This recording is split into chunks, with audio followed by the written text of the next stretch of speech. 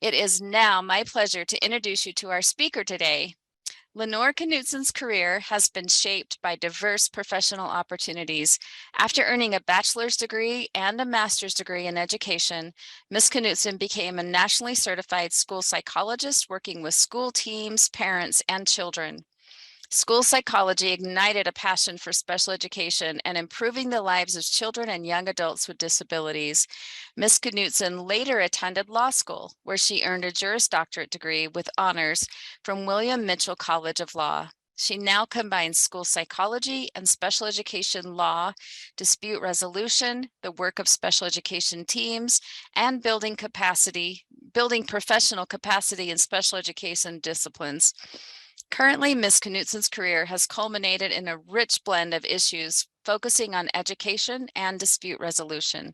She is a certified mediator and also serves as a special education mediator, complaint investigator, and hearing officer in several states. Ms. Knudtson provides professional development in education and dispute resolution and speaks to audiences across the nation. In 2012, Ms. Knudtson joined with Stephanie Weaver to create Pangora Consulting, LLC, offering an array of services focusing on education, dispute resolution, systems building, and legal compliance. And I can tell you that WDE has had the privilege of working with Lenore and Pangora Consulting for many years, and we certainly appreciate the continued guidance and support that we receive to support our parents, directors, and all local education agencies across the state. Ms. Knudtson, thank you so much for being here today. This topic is one that is highly sought after, and we are definitely grateful for your time and preparation. It is now my honor to turn the time over to Lenore. Thank you very much. Those kind words, especially. It is a privilege for me to be here and to continue to work with Wyoming. I have deep ties to it. I think all of you know my son graduated from college here, and we have Wyoming family, as informal as it might be. So it's part of my soul at this point. We do have a very interesting topic. It's discipline is always interesting.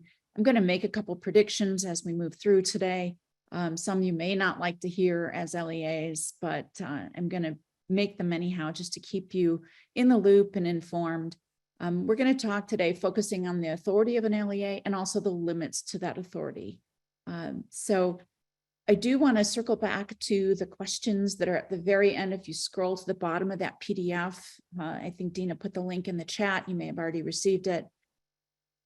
The questions are embedded in the material today, so I thought it might be helpful to all of you to kind of listen for those questions, watch and listen for the answers to those questions as we move through the presentation today, and fill those out as you go, or just make notes, or just understand that we have answered every one of those questions in this PowerPoint. It is recorded, so if you need to refer back to it or share it with other staff, new staff, you can always do that. How we talked about setting up this session today, we described the presentation with questions in real time. So I would be honored to take your questions in real time today, recognizing that we do have a time limit, and I'll need to be mindful of that. And so I may need to move along at some point, but I always want to make sure that I answer your questions to the best of my ability. I'd be doing you an injustice if I didn't do that. The other, of course, caveat that I have to put in the announcements is that I cannot give any of you legal advice. I will give you technical assistance about the state of the law, and then you can take that back to your situation and apply it. The other reminder that I have is that we must respect student confidentiality. So if you are asking questions, make sure that you ask them in the hypothetical and not disclose personally identifiable information. All right, you ready? Okay. You already know who I am. The only reason I show you this slide is because every single day we could pick out a new topic in special education, something that we need to think deeply about and sharpen our skill set. And that's called being a lifelong learner. I know that all of you are in learning for a business, and I consider you all lifelong learners. Sometimes you really have to lean into it and challenge yourself. This is a topic that you have to lean into.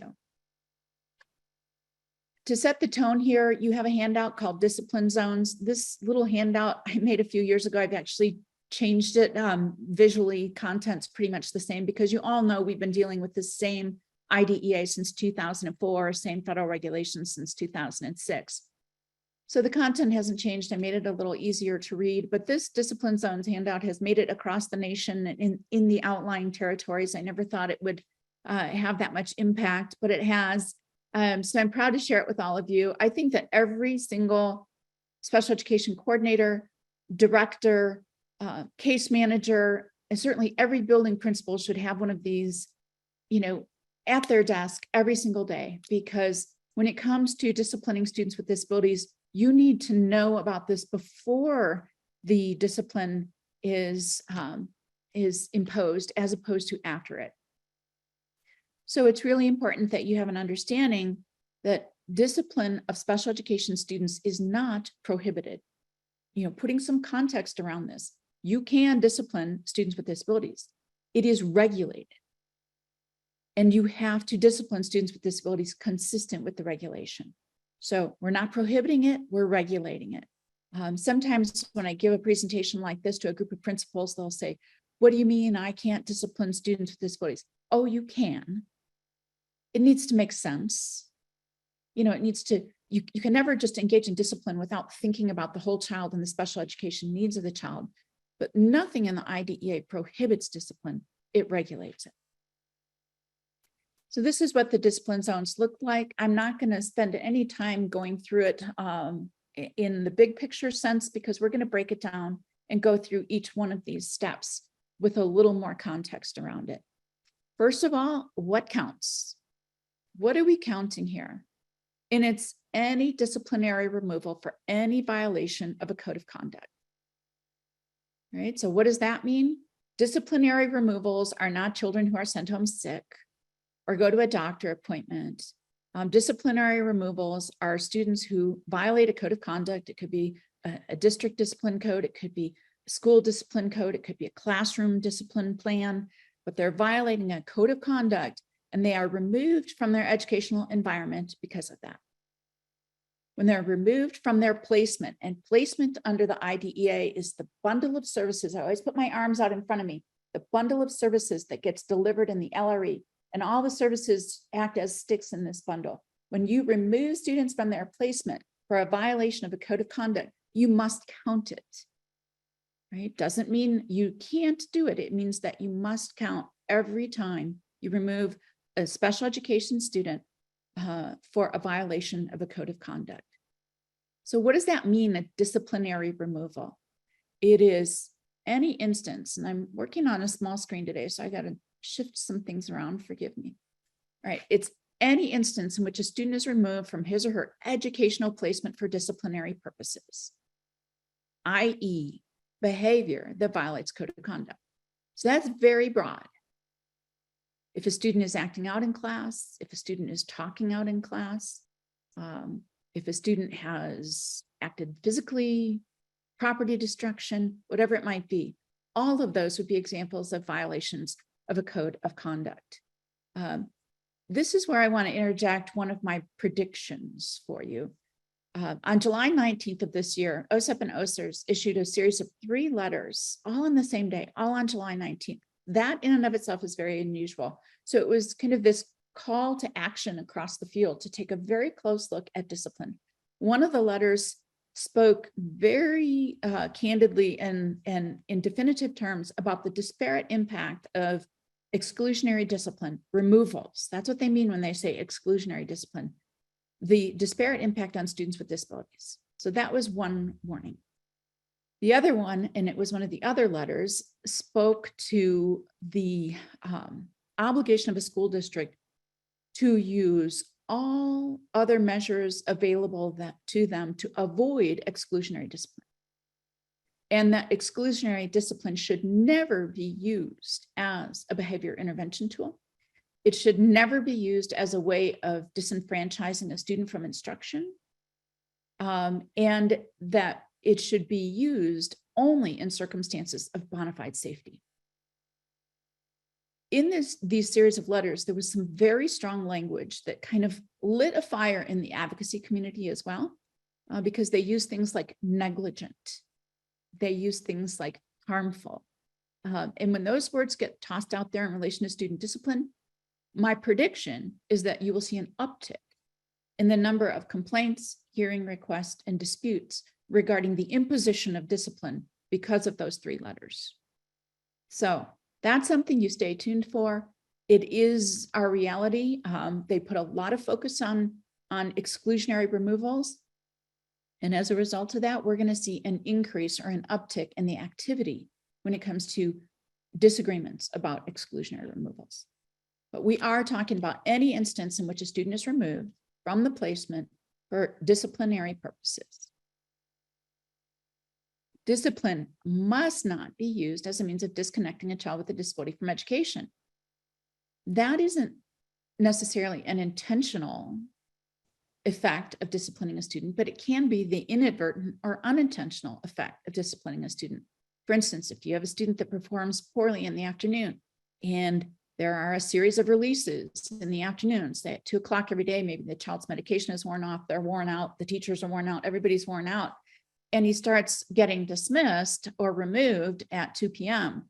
Anything that happens from 2 p.m. after the student is no longer receiving in school, that is a means of disconnecting a child with a disability from education. You're disenfranchising that student from instruction, and OSEP is going to take a really dim view of that. So you have to make sure that you're looking at the big picture when it comes to student discipline.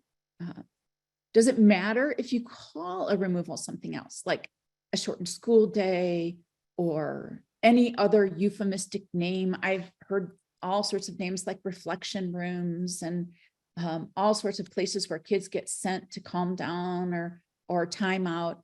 And it doesn't matter what you call it. If you are removing a student from a placement due to a violation of code of conduct, that is a disciplinary removal, no matter what you call it. And it must be counted. Again, it's not necessarily prohibited, it's regulated. The very first regulation is count the number of days that you do that. It's an absolute must. So, for example, when a teacher decides to move a desk or a chair into the hallway, which, by the way, we know is the most conducive environment to learning, right? I mean, hallways are when kids are most attentive and most on track. But that is a disciplinary removal if you have moved a desk or a chair into a hallway because the student is violating a code of conduct. I'll have teachers ask me, what if they're out there to take a test? They're in the hallway, you're right, but you're missing. First of all, I'd often wonder about why in the noisiest place you'd have a child take a test. But aside from that, it is not a disciplinary removal. You're putting them out there to take a test or some other reason. But if they're violating a code of conduct and their chair or desk gets moved out there, that is a disciplinary removal that needs to be counted. Sending a student to the office for periods of time, and we all know that the secretary is responsible for these students, right? The secretary is the one responsible for the student who gets parked in the office. That is also a disciplinary removal if the student is sent to the office for a violation of a code of conduct. The easy ones, suspension, clearly disciplinary removal. Sending a student home for the day, if it's for a violation of a code of conduct, inappropriate behavior, then yes, that's a removal that must be counted. We're going to dig deeper on shortened school day because it's so important. Placing any condition on a student's return after a disciplinary removal. So maybe you've suspended a student for 3 days, but with the condition that there has to be some kind of safety assessment or psych eval before they return. Every day that they're out waiting for that safety assessment or psych eval must be counted as a disciplinary removal because it was placed as a condition for the student's return. Right? Any removal by any name for a violation of code of conduct or school rules must be counted. So, are these disciplinary removals? Student is off task, insubordinate, and sometimes aggressive after lunch most days, resulting in the student being released early after lunch every day. Disciplinary removal, thumbs up, thumbs down. Absolutely. This is a disciplinary removal and you must count it. No matter what you call it. No matter if it is a condition or even a suggestion that the parent come get the child so they don't have to be disciplined. That is still a disciplinary removal because the reason that child can't stay is their conduct. So even if you barter with the parent or make them come get the child to avoid suspension, it's still a disciplinary removal that needs to be counted.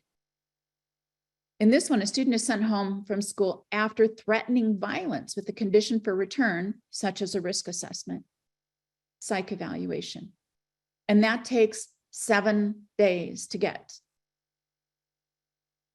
This student is out now on a disciplinary removal for 7 school days. You have to count every single one of them because you've placed a condition on their return. The other important point I want to make about risk assessments and psychological evaluation, under the IDEA, who is responsible for gathering all information, evaluative information that they need, the school needs, in order to propose FAPE? Who's responsible for that? If you're saying anything other than the school, that would be the wrong answer, because the school district is responsible for collecting all information needed in order to propose FAPE. So if you need a risk assessment as a school, you better put in place a mechanism to get one and to make sure that it's at no cost to the parent. If you need a psychological evaluation, I'm guessing every single one of your districts has psychologists on staff. And if you want a different kind of psychological evaluation, then you need to go to the community, but the district must do that. So any opportunity to refer that back to the parent and say, don't bring your child back until you've brought us a risk assessment that says the child's safe, you have violated the child's right to FAPE. And you've got an accounting problem for IDEA purposes, because it is your job as a school to keep your fingers on the pulse of the student's changing needs and to go back into reevaluation if the student's needs warrant it. If you're saying the student, his or her needs have changed to a degree that they're no longer safe in school, you have a lot of questions to answer in your evaluation process. What about in-school suspension? In-school suspension is addressed in the regulations, primarily in the commentary to the regulations. It is the most poorly drafted section, one of them, in the regulations. There's a few that are very poorly drafted. And what happens here is that the exception consumes the rule. So it starts off with in-school suspension is not counted if the student is afforded the opportunity to appropriately participate in the general curriculum. So the student continues to participate in the general curriculum and continues to receive all services specified on the IEP and continues to participate with non-disabled children to the same extent as his or her current placement. So the exception consumes the rule because most of the time in-school suspension doesn't have all 3 of these components. And so you end up flipping backward then and saying, okay, you must count it. You get a pass on counting in-school suspension only if all 3 of these elements are met. Right? Most of the time, the very practical answer in most school districts is that in-school suspension has to be counted because you are not affording the opportunity to appropriately participate in the general curriculum to the same degree. You're not providing all services specified in the IEP, and you're not permitting the student to continue to participate with non-disabled children to the same extent. That means lunch, that means recess for a young child. I mean, we're talking about participating with non-disabled peers to the same extent. And most kids in-school suspension are pretty isolated. So general rule, you count it unless you provide all 3 of these opportunities. And this citation that I've just put on the screen, 71 Federal Register 46715, that is a page number. So you can go to the commentary, 71 Federal Register 46715, and read the exact language. And it can be very helpful in terms of guidance, technical assistance. Why are removals so important? Why do we place so much emphasis on disciplinary removals and layer in all of these protections? Well, it's because of a couple of factors. One is a school day is a school day. That's the very simple response. A school day is a school day. And students with disabilities are entitled to the same length of day as a starting point as any general education student. So if your school day is roughly 6.5 hours, the starting point for every single special education student in your building is 6.5 hours. We've had a plethora of cases over the years about running bus routes that end up with students with disabilities getting there later and leaving earlier. Those run afoul of the law every time because of this. A school day is a school day. Students with disabilities get the same amount of time as a starting point. And I see Dina, so that tells me there's a question. Go ahead. Good. I didn't know if you could see me or not, so that's perfect. I do have a couple of questions in the chat. The first one says, have you seen examples of times where ISS has met all of these criteria, or is that something you have not seen? I've seen it very, very rarely. It has to be built to offer those things every single day. If you're not building it in a way that offers and satisfies all three of those elements, then you have to count it. Very rarely have I seen it work. Perfect. Question 2 is, what if the student is connected to the classroom through Google Meet in ISS? You may have met one element if they experience the general curriculum in the same way, but you would have to still provide the opportunity for all IEP services, and you'd have to have the opportunity to participate with non-disabled peers to the same degree. So if the student's mode of participation with non-disabled peers was through a Google Classroom or Zoom or something before the disciplinary action, then that is to the same degree, right? If they experience the students in the same way. If it is not, then if it represents a change, now the student doesn't get the same degree, because when those students in the Google Classroom go to lunch or go out to recess, what is this student doing? That's the critical question. When those students are transitioning between classrooms, what is this student doing? So it's those non-academic times, the participation with non-disabled peers. Sometimes, a lot of times, on any given day, it will be predominantly special education students in an in-school suspension where they have very little opportunity to interact with non-disabled peers. So you really have to look at it in the big picture sense. If you don't want to count in-school suspension, you have got to build a system that makes sure that all IEP services are provided, that the general curriculum is provided in the same extent. It doesn't have to it does not have to be the same format, meaning it could be a Google Classroom or a Zoom. So they're zooming into the general curriculum, but that doesn't satisfy the third one. And that's the same amount of time with non-disabled peers. Okay, looks like we've started a chain reaction. So I have 2 more in the chat currently. Do you want me to read now or wait? Okay. Go ahead. Let's see. If a student with a behavior is allowed to leave early to avoid issues and it is written into the IEP, would that have to be counted? Yes, it does have to be counted, because you are only doing that because of the behavior issues. You are essentially disenfranchising the student from their education because of behavior issues. I think a really important question to ask anytime you're contemplating a shortened school day, which we're going to get into in some more detail, is how does it help change that behavior? How does it help improve the student's skill set so that they can spend the whole day there? And if the answer is it doesn't, it's simply avoiding the problem, then that's a denial of faith. Okay, and one more for right now. Would having the special education teacher come into ISS and working on general education curriculum, would that work? Or if the student could attend a class in person or on Zoom, there's kind of a threefold here. And what if general education students in ISS are also spending time in ISS for lunch?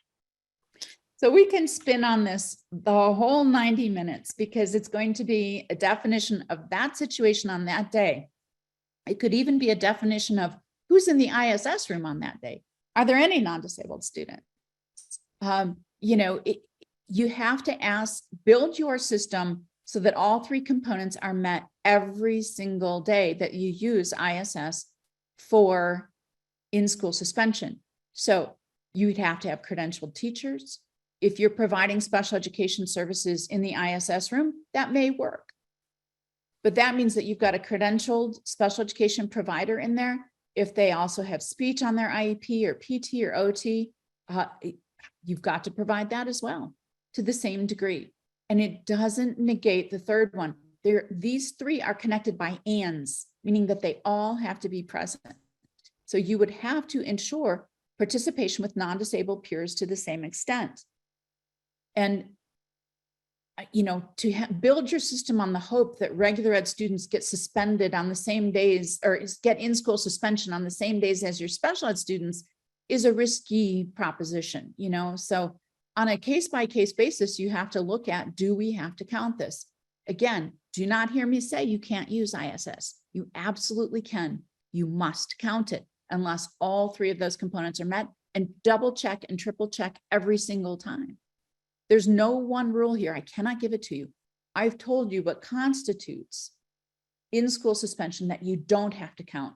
And then you have to go analyze every single time and say, are we meeting all three elements? I think you just answered the one question. It was, if the shortened school day is written into the student's behavior plan, do you count that? So I think you just answered that question.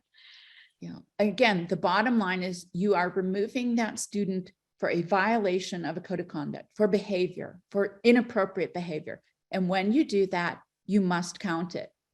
The critical question, and I can tell you at this point in my career, I've investigated over 1,000 complaints. I've served as a due process hearing officer in several states. If that case comes before me, my first question will be, how does shortening that student's school day improve the student's behavior? Not avoid it, improve it, so that you're teaching them a new skill. A behavior intervention plan is 1 + 1. You intervene in the behavior and you teach a replacement behavior. And sending students home is missing the teaching part. It doesn't improve behavior in the long run. It avoids it. That is not what special education is about. It's about reasonable progress. So whether it's in a behavior plan, an IEP, if a student is not being taught as a result of their behavior, you are disenfranchising them from instruction as a result of that behavior, it must be counted. And it's there. Keep in mind, go back and read those July 19th letters from OSEP and OSERS, because they very strongly state there is no research to support that exclusionary discipline, like sending students home, acts to improve behavior. There's absolutely no pedagogical support for that notion. We just have one more quick one, Lenore, Okay. and then I'm going to let you move on. Says, does the recording of the removal include all students or only the students with an IEP? Everything I'm talking about today applies to students with disabilities only. Right? They may be good practices that you could incorporate into other aspects of a student's day, a general education student, but these are the regulations that apply to special education students. So again, last slide, I said a school day is a school day.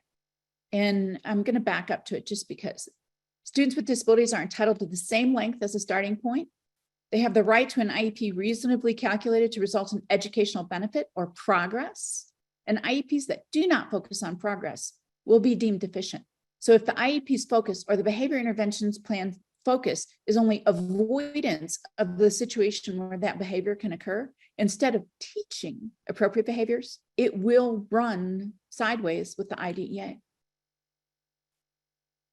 A school day is a school day, and that means any day, including a partial day that children are in attendance for instructional purposes. So that means you count partial days. School day has the same meaning for all kids, whether disabled or not. Again, 6.5 hours roughly is the starting point for all students because the regulations say so. Ask, how will shortening the school day for this student improve his or her challenging behavior? Improve, not avoid. And ask that seriously. This is not a a flip question. This is not sarcasm at all. And if you know me, you know I have no sense of humor, so I wouldn't be attempting humor here either. Sincerely ask your team, how does this help the student? How will the shortening the school day for this student lead to increased performance? Because that's progress, right? How will shortening the school day for this student teach the student new skills? If you stop teaching and only avoiding, that's not fair. Less instruction without justification by the team will be a denial of faith. You are altering the student's right to receive faith if you provide them less instruction than the other students without a bona fide need to do that. And simply avoiding the behavior is not enough. So this is from the OSEP letter, as well as an older letter to Mason from 2018. Subjecting a student to a shortened school day to address problematic behavior could amount to a disciplinary removal from the child's current placement. What that means is you count it. And this next case I'm going to show you, it's very recent. It's from just the last few months out of the District Court of Minnesota. And this is a student who had a severe seizure disorder. And the syndrome that she had affected her in multiple ways. She had significant cognitive deficits, motor deficits, and a seizure disorder that was intractable. They could not reduce the number of seizures she was having. The syndrome also had a time of day associated with her seizures. So this student's seizures occurred in the morning. From 8 to noon, she was unavailable for learning because she was continually engaged in seizure activity. School district didn't dispute that. And in fact, her previous school district, she'd moved between states, had a similar day. This student's school day had to start at noon. District didn't dispute that at all. But what the district said is, okay, she can't start till noon, so we're going to give her from noon until 3:15 when the students are released. So she would have a 3.25 hour school day instead of the 6.5 hours that all the other kids got. The parents said she doesn't need a shortened school day. She is available for learning, and her best time of day due to her disability is between 3 p.m. and 6 p.m. every evening. She's seizure free. The school district said, we don't have staff during those hours, so learning isn't available then. And the court took a very dim view of this. Part of the testimony in the due process hearing was from a neurologist that had treated the student for over a decade. And he said, this student does not need a shortened day. She needs a school day of different hours, of different times. But the starting point for this student is 6.5 hours, just like all the other students. And the court agreed. And the court scathed this district and said, for administrative convenience and staffing, you have denied the student half of her learning day because she doesn't need a shortened school day. She needs her day extended on one end so that she can have the same 6.5 hours as any other student. So this is a medical case, but it gives you the same glimpse into shortened school days are frowned on by the courts. Shortened school days are less than 6.5 hours, and you've got to have a really, really good reason to do it. And I can tell you 99+% of the time, behavior will not be one of them because your obligation is to teach different behaviors so that student can be successful. Now, I am not commenting here on a bona fide safety situation that occurs unexpectedly. I'm talking about the student who is regularly released because they don't perform well in the afternoon. Their behavior is more challenging. That is not an effective strategy under the IDEA. Go ahead, Dina. All right, I have about 3 right now. The first one is, how should a team approach this if the parent is requesting a shorter day? They say their child can't maintain safe behavior for a whole day. You would approach that in the same way that you would approach a parent who says, I want full-time ABA instruction, or I want Linda Mood Bell for 3 hours a day, the whole morning. I want whatever, you get it. You would approach it the same way. As a team, you determine, can we provide FAPE based on the student's needs, not the parent's preference? And if the answer to that is no, you cannot offer a shortened school day, even if a parent requests it. Thank you. Mhm. Someone's asked, can you clarify what is meant by the term administrative convenience? Sure. So courts use administrative convenience to mean things like you have contracts that say that school, or you have school times that are from 8 p.m. to 3:15 p.m. You have contracts that release teachers at 3:30. You have a shortage of staff. You have all of those things the court will lump together as administrative convenience. They're not based on the student. That's what the court is saying, is you are making a decision on how to provide services to the student based on factors outside of the student's educational needs, and you can't do that. Thank you. One more at this point. How would a student who has an alternate time for their day get their access to peer activities? Well, good question, but as long as it's need-based, not every student is involved with peers all day long. We have students in self-contained classrooms that don't interact with peers at all or very little. And that's appropriate under the IDEA as long as it's based on their needs.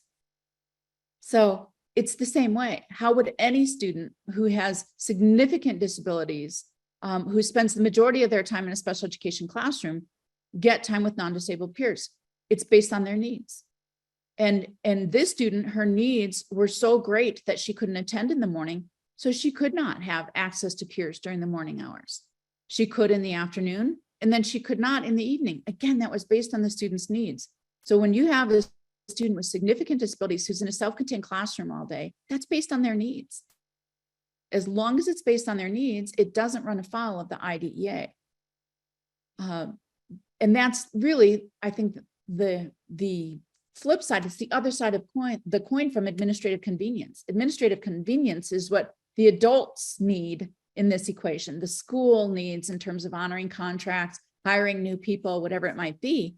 And what the court is saying, you can't base those decisions on administrative convenience. You have to base them on student need. So my answer in a nutshell is the same way you would for any student who has significant disabilities and that their time with non-disabled peers is limited. What is the least restrictive environment based on their needs? Okay, do we have time for two more, or should I hold? Before we roll, go ahead.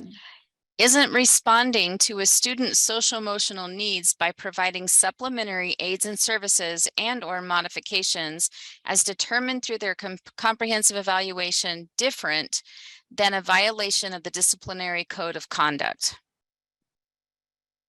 Do you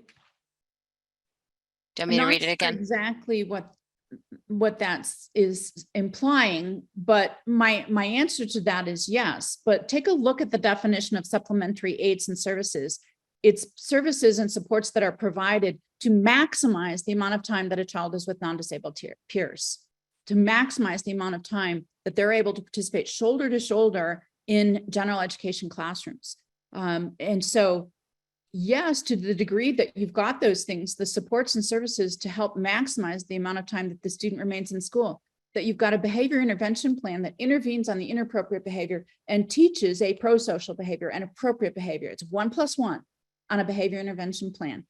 All of those things being in place, all of those things in the IEP, all of them are supports and services, then you are addressing the student's need without having to send them home.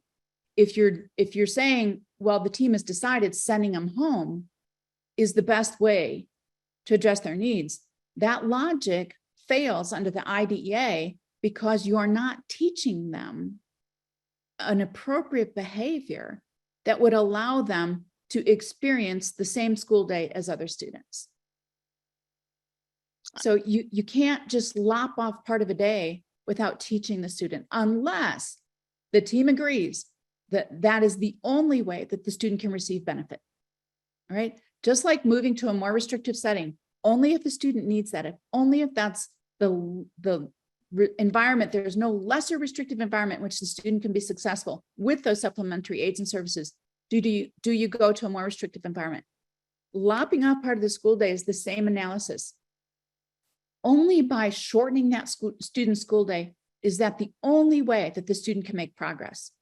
99% of the time, the answer to that is no. And I'm not joking when I say there's absolutely no research-based support for the notion, for the strategy of providing some of the neediest students less instruction than other students. It just doesn't exist. Okay, I'm going to ask one more and then I'm going to let you move on and we'll get back to a couple more. How should it be approached when a principal is repeatedly sending a child home, but when an FBA is requested, they say it is not needed because they know the child has ODD?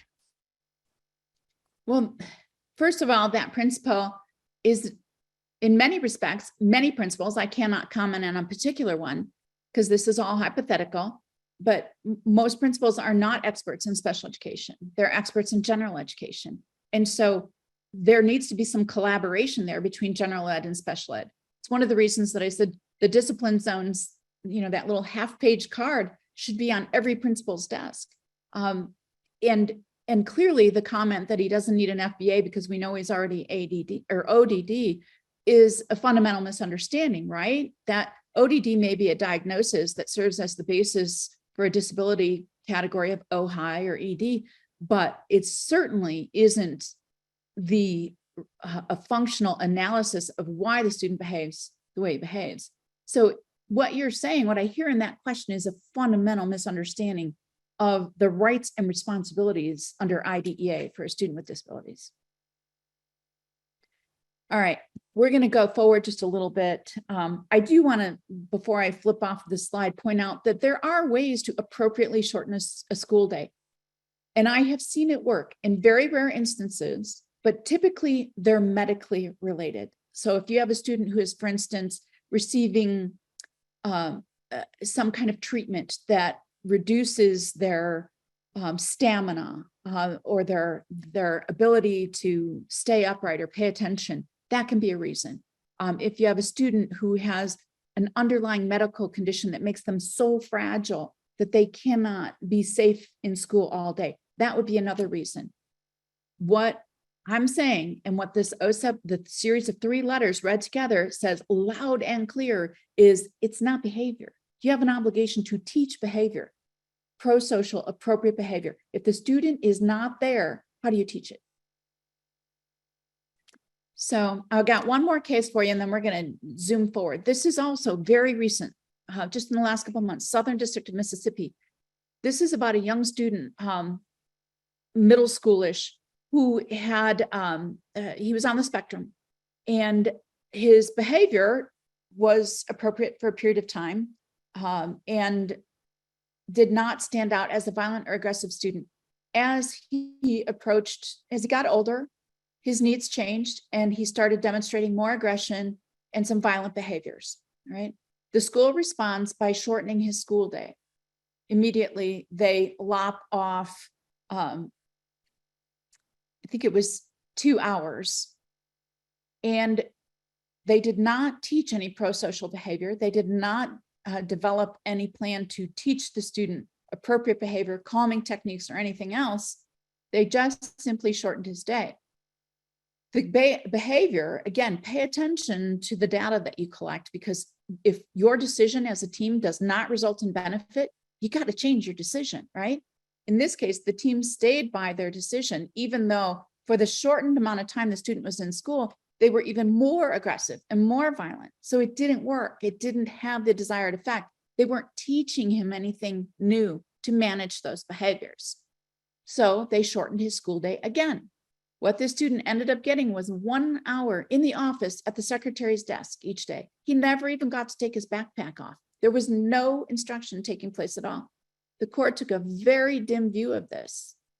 If behavior interventions and supports prove ineffective, the IEP team should discuss whether the student would benefit from a more specialized placement.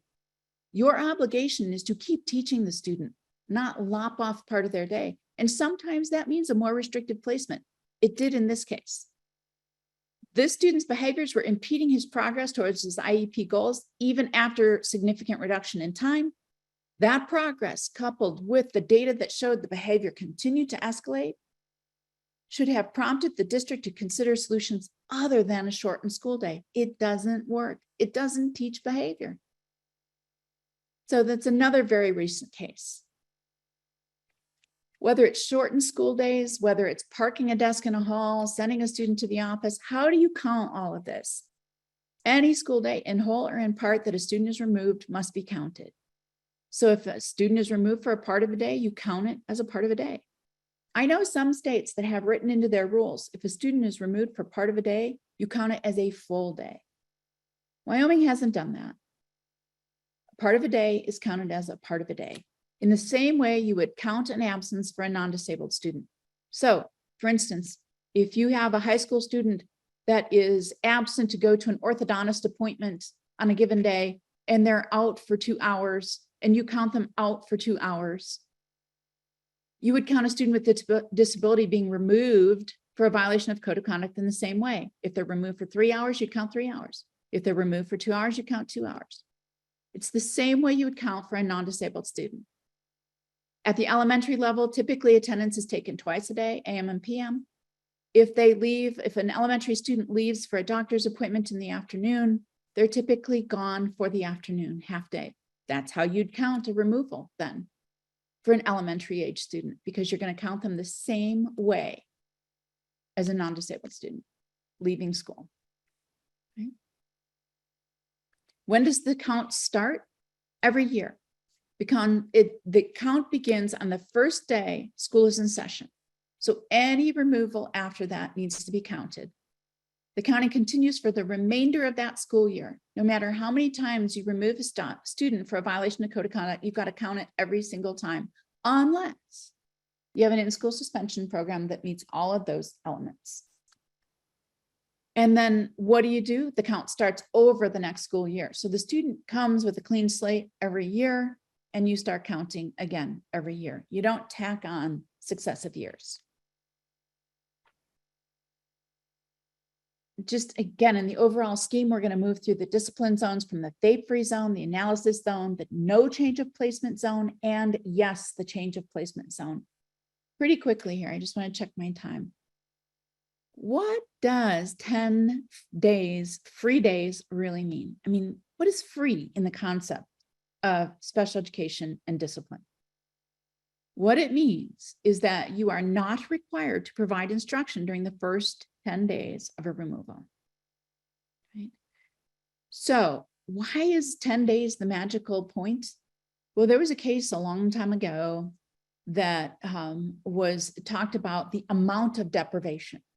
And the bigger the deprivation, the more protections that get layered on to the student.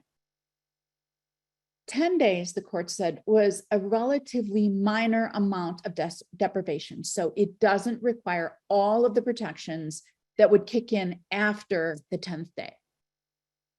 So first 10 days, you do not have to provide instruction.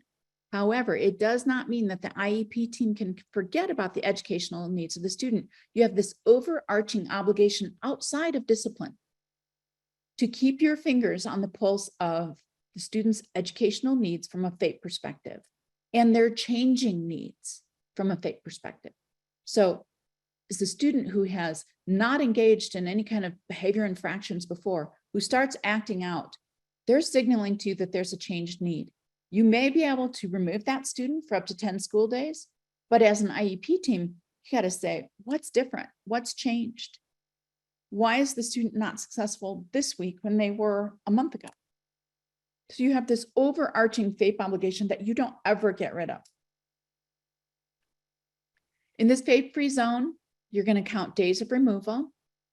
And again, it could be partial days of removal, but you're going to count any day or part day that the student is removed, plus the days of in-school suspension, unless you meet all 3 elements.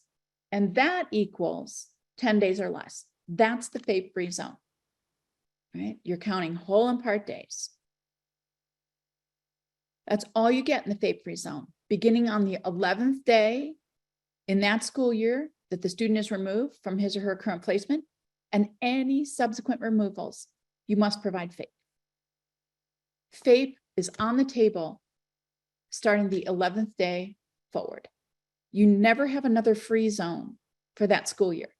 The following year, the count starts over, you get another FAPE free zone. But in one school year, once you pass the end of that 10th day, the student is entitled to receive FAPE. Any subsequent removals included. What happens if the removals exceed 10 school days? First and foremost, the student is entitled to additional protections. Number two, the team has more work to do, right? You got to figure out, have the student's needs changed? Do we need additional information? How do we need to change the IEP? What additional skills does the student need to be taught? All of those questions. And the school must provide FAPE, because once you're outside of those 10 free days, you are providing FAPE continuously throughout the remainder of the school year.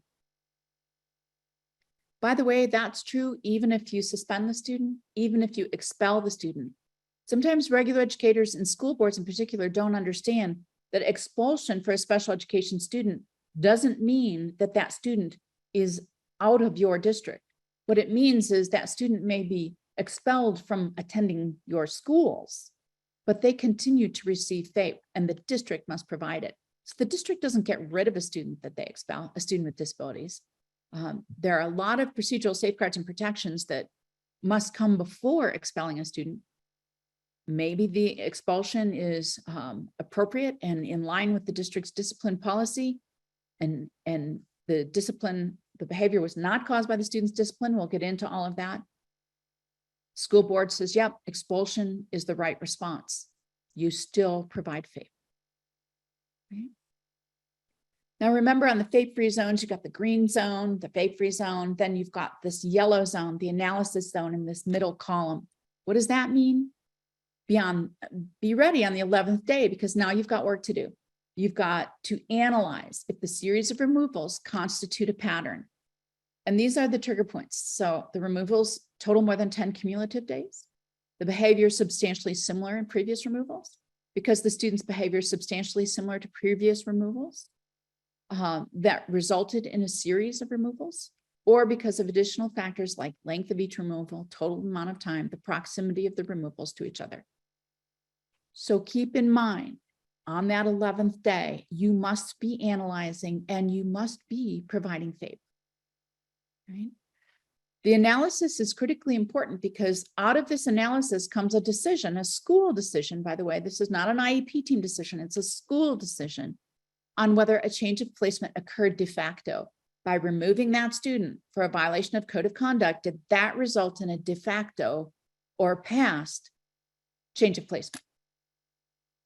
So the responsibilities of the school district in the analysis zone include taking a close look at the student's behavior, determining whether the removals constituted this de facto change of placement, and to be fair and accurate.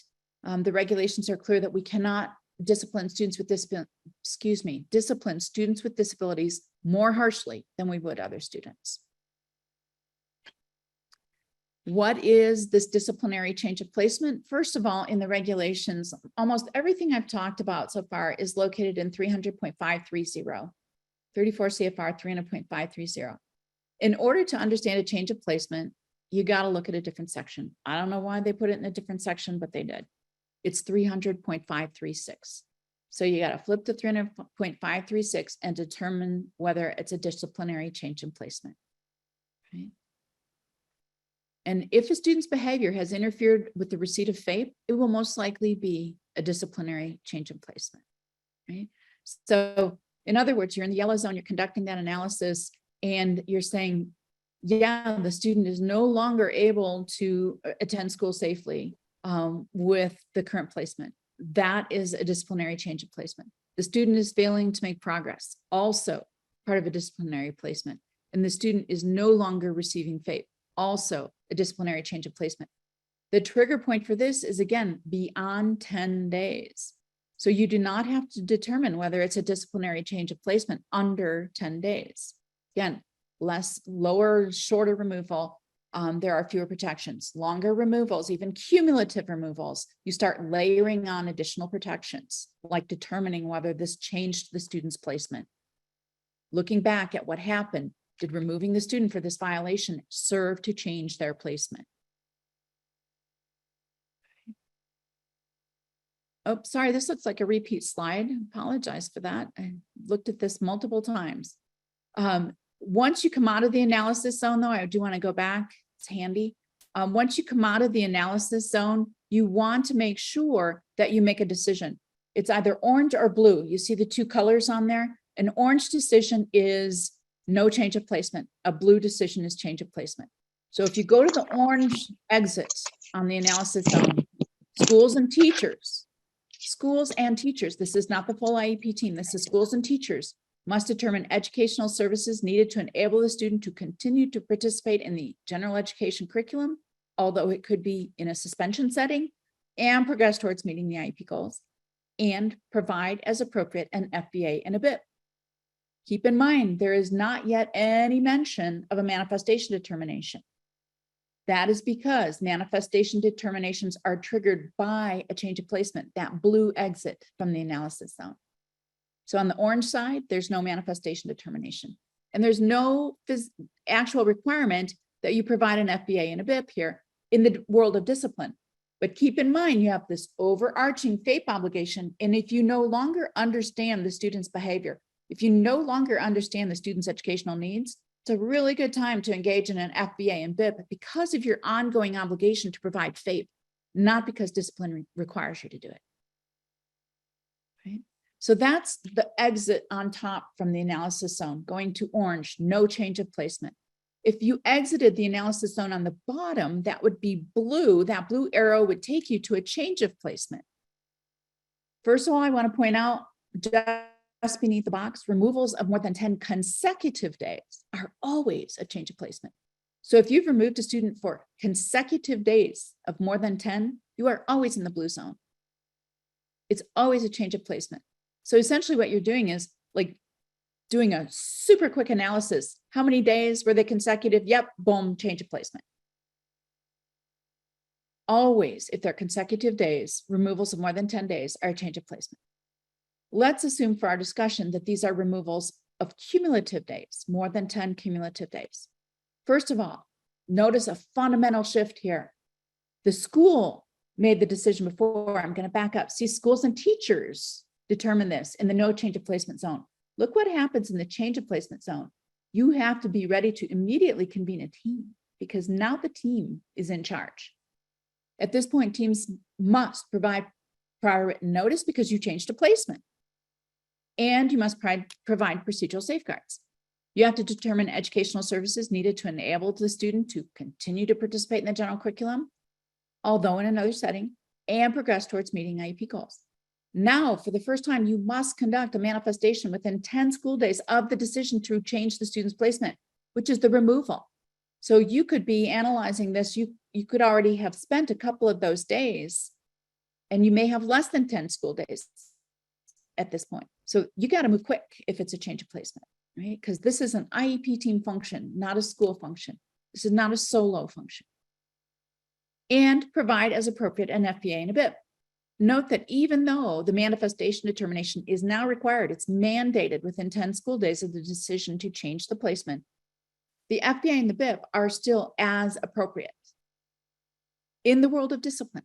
But keep in mind, you could have reached a trigger point long ago under your overarching FAPE obligation to understand the needs of the student that would have required you to do an FBA and a BIP sooner, outside of discipline. So let's quickly go through these. Change of placement, yes or no. Student is subordinate, insubordinate, and uses foul language in class. 2-day suspension, that's in September.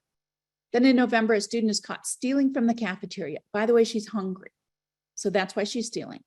She gets a 5-day suspension because it is stealing, right? 2 + 5 is 7. You are in the FAPE-free zone.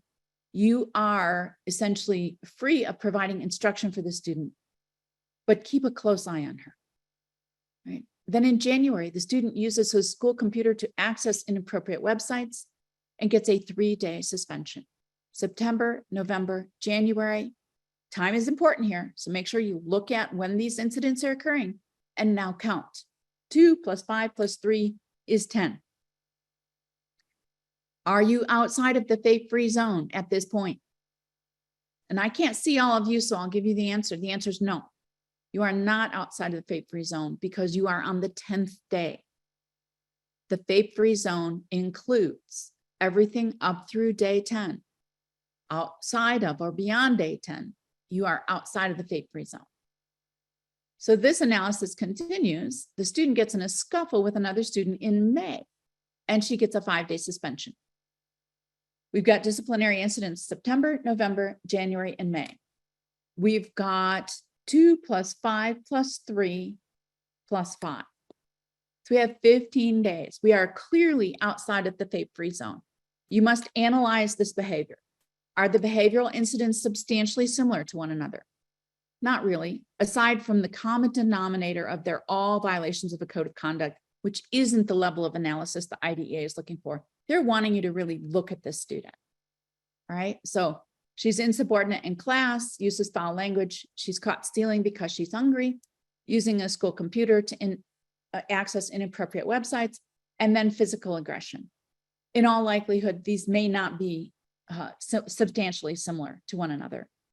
Is there a time component? And what we look for is, okay, something happened and the student's behavior is escalating. And that isn't really the situation here. It spans over the entire school year. So it could be that the the school has determined that even though it's 15 days, this is not a change of placement, right? Be very careful and make well-documented, well-thought-out decisions here, because you'd have to be able to demonstrate why she's outside of the FAPE-free zone, but it is not a change of placement. And you're going to go back to, there's no proximity in time. There's no substantial similarity in behavior. So we are confident as the school saying this is not a change of placement. That means the school is the one who determines what services the student gets in order to receive FAPE. That means there is no obligation to conduct a manifestation determination, even though she's been out for 15 days. You say, how is that possible? Because manifestation determinations are tied only to a change of placement, right? Let's do it this way. Student loses control in a classroom, tipping desks, throwing papers, gets a 3-day suspension. That's in September. In October, student pushes a peer and leaves the building without permission. Another 3 days. 3 plus 3 is 6. We have September and October. Student brings alcohol to school in her backpack, gets a 5-day suspension. We now have 3 plus 3 plus 5. She is outside of the FAPE-free zone. You must analyze whether these incidents constitute a change in placement. September, we have an anger-related issue with tipping desks and throwing papers. In October, we have another anger-related issue with pushing a peer and leaving the building. And in January, we have bringing alcohol to school in her backpack. And because this is the one that takes her outside of the FAPE-free zone, this is the one we're analyzing. Is it similar to the previous incidents? Probably not. Is it proximity? Probably not. September and October, if, it's possible if this had been another anger-related incident, yeah, it's a change of placement. But because there's a couple months and a completely different failure to make an appropriate decision, this is not anger-related, it's likely not a change of placement. But now add in February, and in February, the student gets in a fight with a girl over her boyfriend and gets another 5-day suspension. So again, you got to go back through the whole school year. She's got 3 days plus 3 days. That's 6 plus 5 is 11 plus 5 more. We're at 16 days. And they're spread out through essentially September, October, January, February. So now we've got clusters of behavior together. So proximity is likely there now. And we have behavior that's substantially similar to previous incidents of misconduct. She has an anger issue. So in all likelihood, this one would come out on the lower side, out the bottom of the analysis zone over to the blue. Yes, this is a change of placement. And that's when those additional protections kick in and your obligation to conduct a manifestation determination, right? Schools can do it early. And I can tell you this year in particular, I've heard some creative ways that schools are handling manifestation determination requirements. I can tell you there is very little reason in the regulations to conduct a manifestation determination before it's required. All right. First of all, whatever the outcome is, you have to live with it. And so in a situation where you may not be required to return a student to their pre-disciplinary placement, because you're not yet required to conduct a manifestation determination, if you do it early and it comes out to be a manifestation, you must return the student, even if you would have had more time had you not done it. The bottom line is know when to do it, follow the procedures for conducting a manifestation determination, and make sure that you consider all relevant information. If you're doing it early, it's not a violation unless your manifestation determination comes out and says, yes, it is a manifestation of the student's disability, but we don't have to return her because we did it early. That's the wrong answer. If you're going to do it, you must live with the results. It is a far better course of action in my mind to pay attention to when manifestation determinations are actually triggered under the discipline provisions, and pay attention to your overarching FAPE obligations to continually keep your fingers on the pulse of the student's needs. And if they change, there may be all sorts of reasons to take another look at that student through evaluation, through amending IEPs, through providing additional services. And that exists no matter what your day count is in discipline. Don't ever forget you've got two things operating here at the same time: the disciplinary responsibilities, authorities, and limits, as well as your overarching FAPE obligation that never leaves.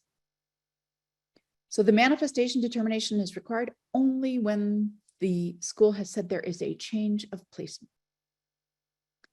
Within 10 school days of the decision to change the student's placement, you have to conduct it, right? So this is a tricky calculation. Let's say that the student is suspended or removed from school on December 1st. The school gets together and conducts their analysis in the yellow analysis zone on December 3rd. The removal started on December 1st. So when it comes to when is your manifestation determination due, it relates back to December 1st, because that essentially was the decision to change your placement. It's not when the analysis was finished. It's when you engaged in a removal that constituted a change of placement. So it relates back to that removal date, not the analysis date. It's a tricky calculation, and it does get schools sideways, but no, you know better. The 10 days counts from the disciplinary removal, not the day of the analysis. So in this manifestation determination, what are you doing? You are reviewing all relevant information in the student's file and information from parents. And you're determining if these two questions, if the conduct in question was caused by or had a direct and substantial relationship to the student's disability, caused by, direct and substantial relationship. It's a pretty high standard, right? Or if the conduct in question was the direct result of the LEA's failure to implement the IEP. My hope is that you could always answer that no, but sometimes you can't. So for instance, if you have a student who has known behaviors of aggressing against or inappropriately touching other students, and as a result of that, you have a one-to-one on them all the time. The one-to-one is sick or leaves for the afternoon, and that one-to-one is not replaced. So the IEP is not being implemented. This additional freedom means that the student strays off and perpetrates against another student. You would have to answer yes to that. The conduct in question was the direct result of the failure to implement the IEP, because when we failed to replace the aid, the student was unsupervised. Even though we knew he needed the supervision, he was unsupervised and he perpetrated on another student again. That's how rare that one gets used. Most of the time it's the first question, but you got to go through both, right? So I'm going to hold off on the red box for a minute and talk about what happens if the student is a manifestation of the student's disability. I want to talk to you about, what does all relevant information mean? That means everything, all right? That means all relevant information about all of the services the student may be receiving. They may have one diagnosed disability, but experience other special education needs. They may have adolescent onset depression that also is part of their disability, and you're providing them with counseling services for that. Don't get too narrowly focused here. This is intended to be a protection for students. And if you too narrowly focus this manifestation determination on the checkbox disability, you will run afoul of the IDEA, because that's not how we serve students. We serve students based on needs that result from and emanate from that disability. So it could very well be that a student with a learning disability also has need for social skills development, also has need for counseling because of their low self-esteem. Whatever the situation, don't put the blinders on and look at this too narrowly, because it will not pass muster under the IDEA if challenged. So now the easy explanation, difficult part of this is that if the behavior is a manifestation of the student's disability, you're obligated to conduct an FBA or review one if it's already been conducted. You are obligated to implement a BIP or review and revise one if one has already been implemented, and you must return the student to the pre-disciplinary placement. This can be hard, especially when you have students with disabilities acting maybe engaged in conduct that's a violation of code of conduct. And you have one student with a disability and one student without a disability, and the student with a disability is going to return and the non-disabled student isn't. And that is not your issue at this point in time. Your issue is answering the question as a team. This is not a school decision. This is a team decision. If this was a manifestation of student's disability. If your answer is no, then you can discipline without regard to disability, but you must provide FAPE, right? You don't ever get a pass on that. How do you conduct this manifestation determination? Gather data, and it's going to be the LEA, the parent, and relevant members of the IEP team. All relevant information is what you need to consider: IEP, observations, parent input. You answer the 2 questions that I've already pointed out to you.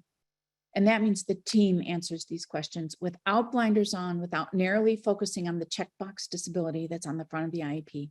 You're looking at, what are we serving this student for? What kind of educational needs do they have? And if they have social skills needs, if they're receiving counseling, if they have depression, if they have a whole plethora of other disorders that affect the student on a day-to-day basis, that's all relevant information that you must consider. Right? Yes or no? Those are your only 2 answers. Yes, it's a manifestation. No, it's not. And then follow up, because if it's determined that the behavior is a manifestation, you've got additional work to do. You must return the student to the pre-disciplinary placement, and that's the part that regular educators don't understand. Okay, I can say all of this. And what about a dangerous student? A student who's truly dangerous? Well, if the outcome of the manifestation determination for a student you believe to be truly, truly dangerous is that it is a manifestation of the student's disability, but they're too dangerous to return to the environment, you have an obligation. And that's to request the due process hearing pursuant to 300.532 to prove up dangerousness. That's your job, and it's your burden of proof as well. The gravity of a manifestation determination review warrants a very thorough and detailed approach. So a couple quick rules. Rule number 1, convene the whole team. Rule number 2, review and consider all relevant information, including all disability-related needs, all services and supports in the student's IEP for all the reasons you're supporting the student in the IEP. Rule number 3, take a broad view of the word disability to include all areas of need. Rule number 4, remember that the school must continue to provide FAPE. And the reason that I'm telling you this is because this was intended to protect a student. Circumventing any of these protections will not pass muster under the IDEA. Only a very detailed MDR can withstand a challenge. So let's talk about special circumstances in our time remaining. How special do these circumstances need to be? Very special. You're not free to change the definition, right? You don't get to alter them in any way. Weapons, it's the federal definition. I don't know why they use this, but they do. And so we just have to learn to live with it. And it is a clunky definition. It's a weapon, device, instrument, material, or substance, animate or inanimate, that is used for or is readily capable of causing death or serious bodily injury, except that it does not include a pocket knife with a blade of less than 2.5 inches. This is straight out of the criminal code section, the US code. For whatever reason, that's the definition that we're stuck with, and you are not free to change it. Can you discipline students who bring a pocket knife with a blade of 2 inches?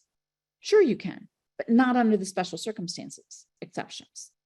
So I'm not saying you can't discipline the student if the weapon doesn't meet this definition, but I am saying that use the regular discipline protections when you discipline a student if it doesn't meet the definition of weapon.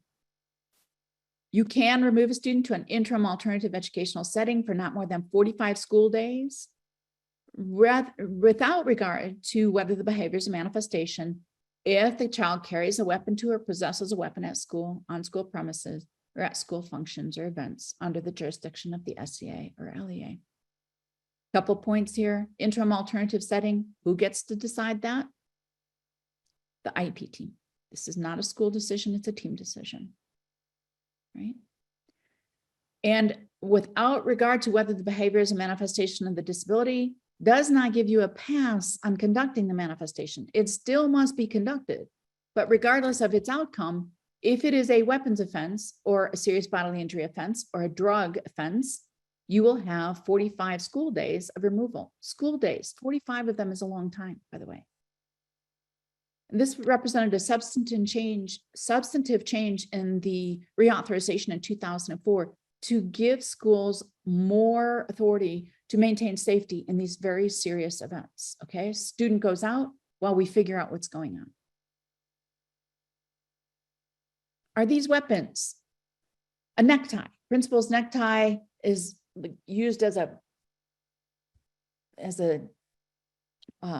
tourniquet around the principal's neck, and it's used to pull and tighten. Is that a weapon that you could use special circumstances for? Again, I can't see you, so I'll tell you the answer is no. You can discipline the student using the regular discipline provisions that we just walked through, but you cannot take them out to an interim alternative educational setting for up to 45 school days because this is not a weapon. Scissors, dull blades, round tips, pointed at another student. Let that sink in for a minute. Is it a weapon? No, because these scissors were not capable of great bodily injury or death. They were the round kid scissors that you have to bring together for them to even cut something, okay? Paperclip with one end straightened. No, it's not a weapon. Pencil used in a stabbing motion. Also not a weapon. A knife 2 inches in length pointed at another student. Also not a weapon.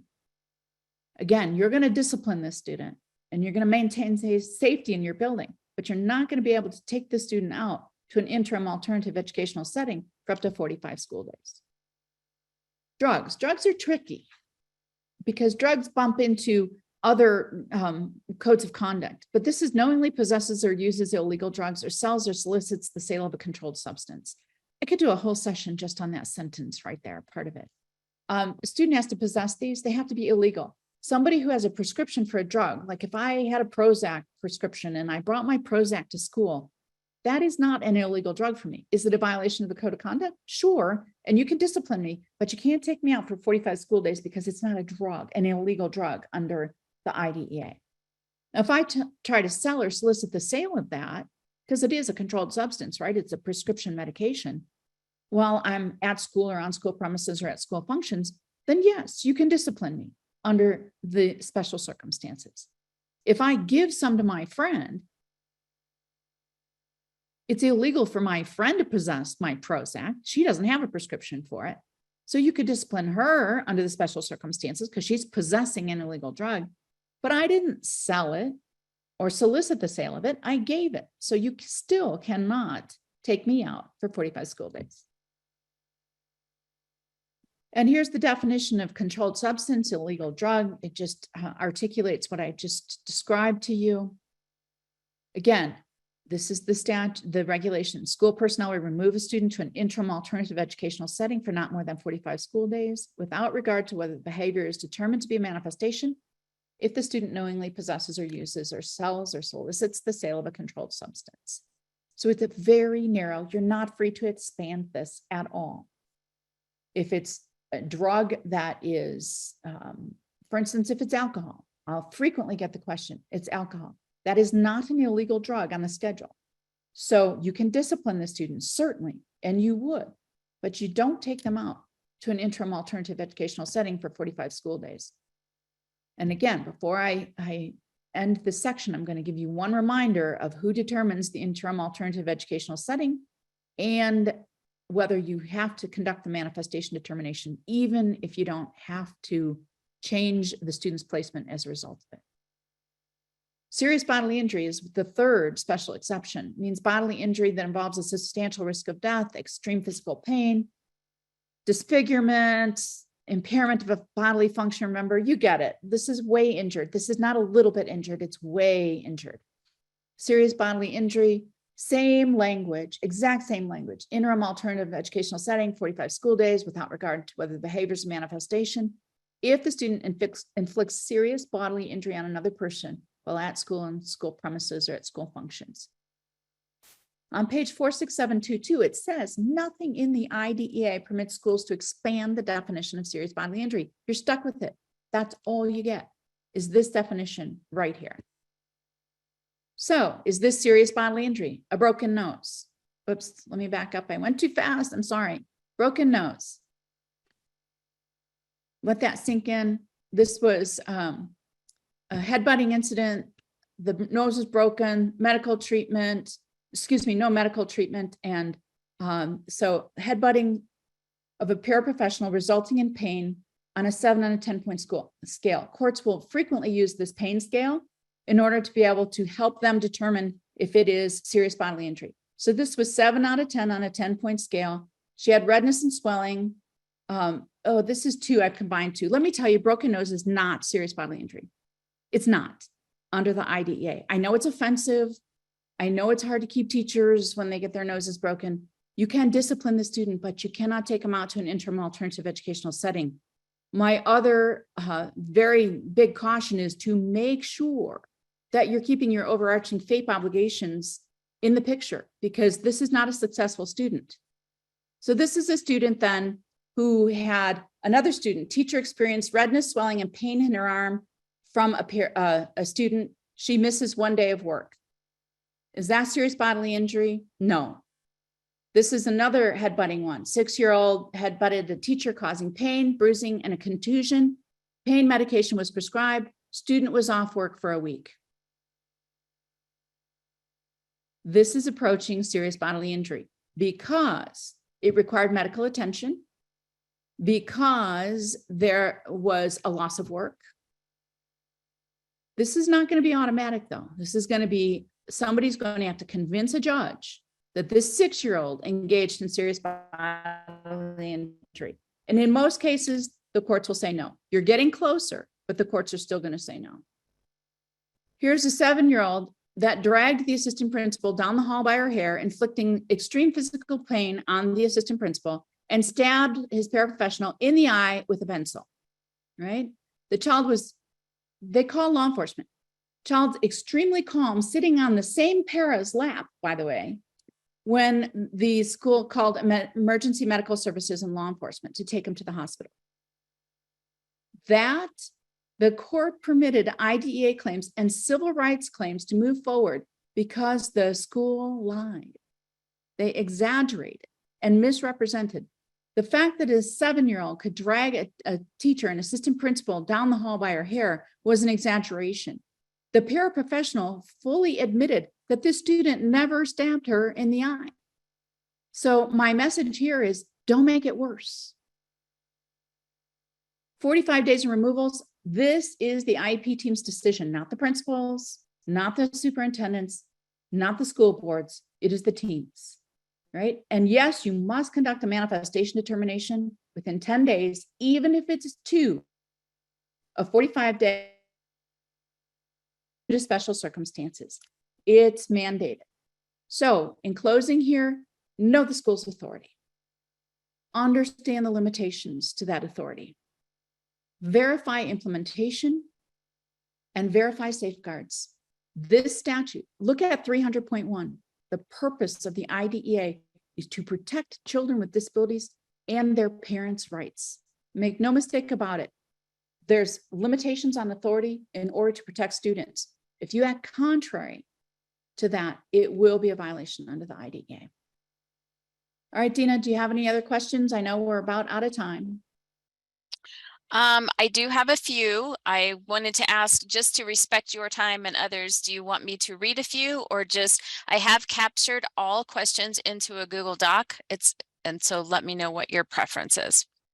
Well, I have time. It's up to you and whether you want to continue to go. Even if people need to sign off, they can listen to the answers later. Okay, perfect. All right, I'm just going to start from the bottom and go back up. This one is, what if the school team isn't in agreement regarding the manifestation? Who gets the final say and how is that documented? Well, the school gets the final say in much the same way as when an IEP team cannot come to consensus on the contents of an IEP, then the school is charged with making a proposal. The same thing here. But I would certainly document that this was not unanimous, that there were people that felt that this was a manifestation of the student's disability. But ultimately the school will make that decision. Okay. This one says a comprehensive evaluation is being conducted for a student suspected of having a disability. Before the evaluation has been completed, the student brings a knife to school and is recommended for expulsion. If the student is subsequently found eligible under IDEA, does the school have an obligation to provide FAPE to that student throughout the period of expulsion? So my answer is yes, but for a different reason. One is this student was already in the evaluation process, so they were already protected by all the procedural safeguards under IDEA. If you look at 300.534, what's expected of the school is to expedite that evaluation and wrap back all of the procedural protections in the discipline section. 300.530, 300.536 are protecting that student, right? So the student is protected. It's called protections for students not yet eligible. And if the district had reason to suspect an IDEA disability and the need for specially designed instruction, i.e. special education eligibility, then the student is protected, right? So those protections are going to reach back even if the student isn't yet identified. Thank you. Mm-hmm. Would you please address the child fine mandate as it applies to students without a disability who are repeatedly the subject of informal suspensions? Well, if I understand that question, I am going to answer it this way. Inappropriate behavior that interferes with learning. And if a student is continually being removed, that interferes with learning because they're not in the classroom. You know, teachers tell me this all the time. We can't be expected to teach that student when they're absent all the time. It's clear to me that absence interferes with learning. If a student is absent because they're not permitted to return, that will interfere with learning as well. You have a ripe child fine obligation if you have the reason to suspect an IDEA disability and the need for specially designed instruction. You may not know the disability. It's not a certainty, it's a suspicion. And when you have a student who is acting out in ways that gets them removed from school over and over again, you ought to have a suspicion because there's something going on with that student. Now, there's a conduct disorder provision in the regulations. If this is strictly conduct disorder, then that wouldn't qualify under IDEA. Keep in mind that you've got to collect a lot of data to be able to know whether it's a conduct disorder. And second of all, conduct disorders can coexist with IDEA disabilities and the student's still protected. If it coexists with an IDEA disability, still protected. So I would say if you have a student whose behavior is interfering with learning, you ought to start suspecting an IDEA disability and the need for specially designed instruction. You are very close to having a ripe, mature child fine duty. Yeah, thank you. If a student is placed on a homebound plan due to behavior with a medical recommendation, how long can that placement occur?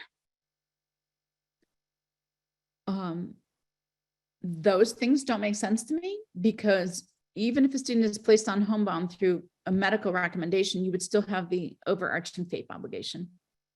So there's some mismatches in that question for me. Maybe I'm misunderstanding it, but even if a student is placed on homebound for medical reasons, you still have a FAPE obligation.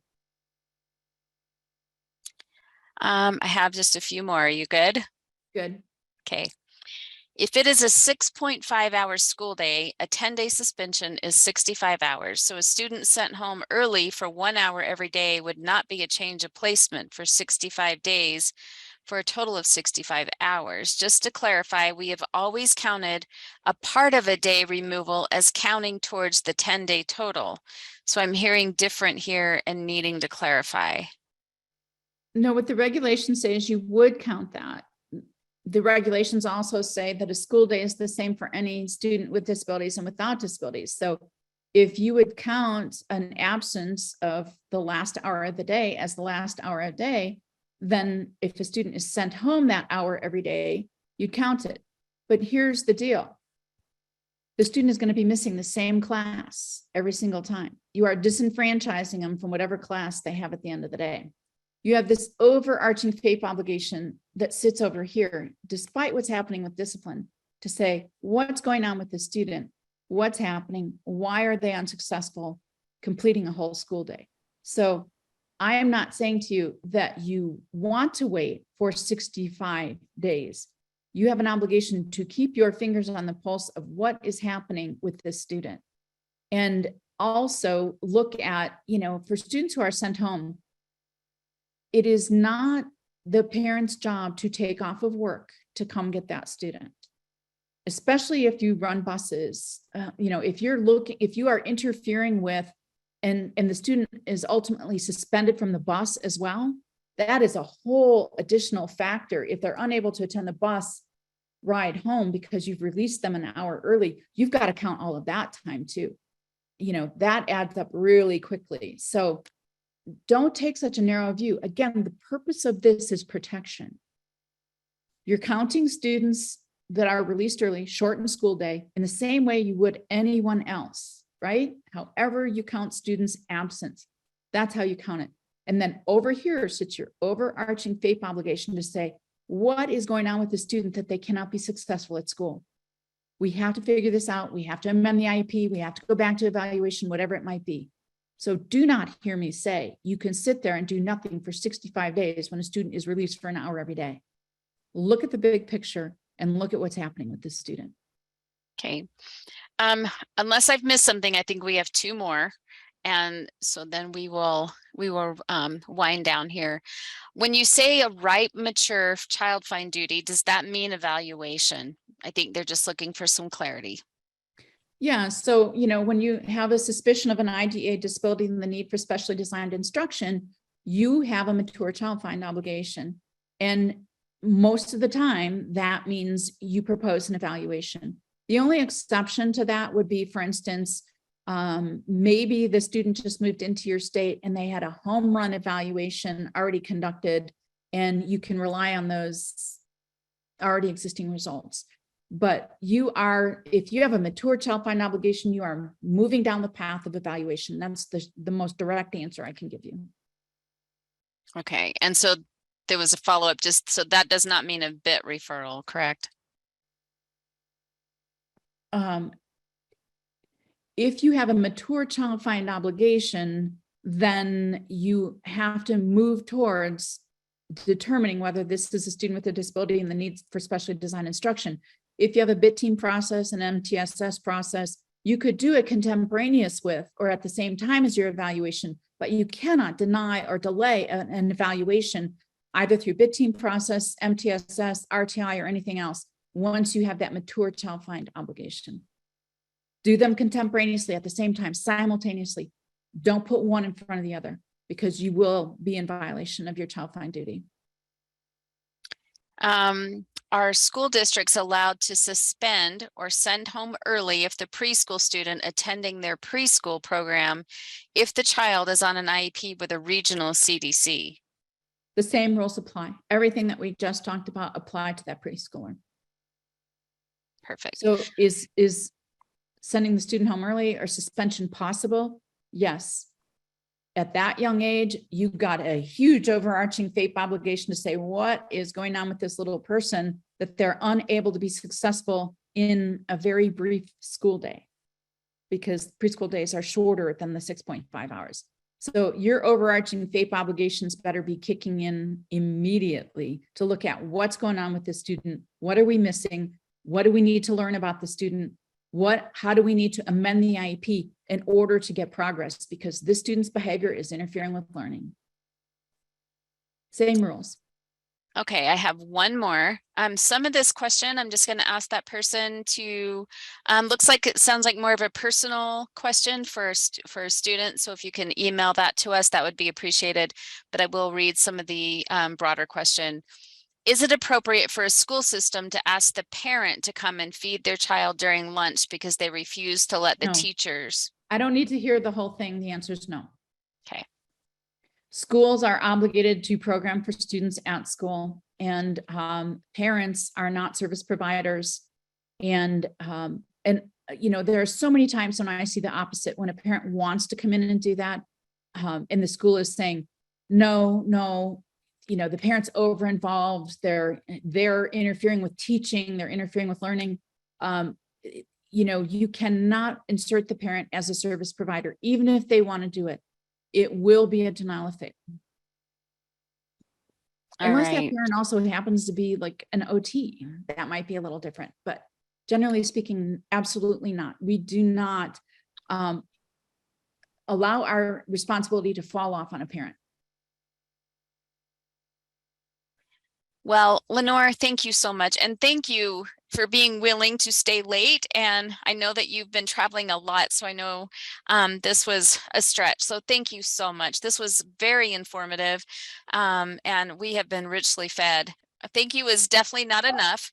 This is one huge reason why we continue to ask for your guidance and support. So thank you. You're more than much. welcome. This is one of my favorite topics, so I enjoy it. Thank you for the opportunity.